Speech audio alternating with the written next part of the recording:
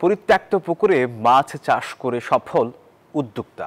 আর এ নিয়ে আরো খবর জানাতে বরগুনা থেকে সরাসরি যুক্ত হচ্ছেন সহকর্মী সুমন শিকদার। সুমন, কি পরিমাণ লাভের আশা করছেন ওই খামারি, জানাবেন আমাদের।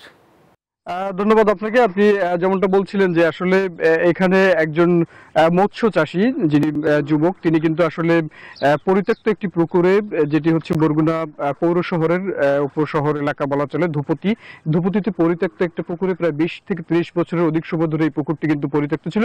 শুধু এই পুকুরটি নেই, এর আশেপাশে প্রায় আরো 4-5টি পুকুর পরিত্যক্ত ছিল, কচুরিপানায় পরিপূর্ণ ছিল। সেই কচুরিপানা অপসারণ করে সেই পরিত্যক্ত পুকুরগুলোতে কিন্তু এখন মাছ চাষের একটি সুন্দর প্রদর্শনী তৈরি করেছেন এখানকার এক যুবক, এবং তিনি এবং তার বন্ধুরা মিলে এই আশেপাশের যে আরো পরিত্যক্ত পুকুরগুলো রয়েছে সেই পুকুরগুলোতে সমন্বিত পদ্ধতির যে চাষাবাদ, সেটা হচ্ছে মাছের সাথে অন্যান্য যে বিষয় থাকে এবং মাছের যে বিভিন্ন শ্রেণী বা জাত থাকে সেগুলো, এই যে পুকুরটিতে আমরা রয়েছি এই পুকুরটিতে কিন্তু তিনি পাঙ্গাস এবং পাঙ্গাসের পাশাপাশি তেলাপিয়া, তারপর হচ্ছে রুই, কাতল, গ্রাস কার্প, এই প্রজাতির মাছগুলো তিনি চাষাবাদ করেছেন। এবং তিনি যেটি আশা করছেন যে এই যে চাষাবাদ, এটি আর হয়তোবা 2 মাস বা 3 মাস পরে তিনি মাছ তোলার উপযুক্ত সময় হয়ে যাবে। এবং তারা আশাবাদ করেছেন যে এখানে প্রায় 3 থেকে 4 লক্ষ টাকার মতো তাদের সম্পূর্ণ ব্যয় হবে, এবং এরপর থেকে কিন্তু তারা এটা থেকে প্রায়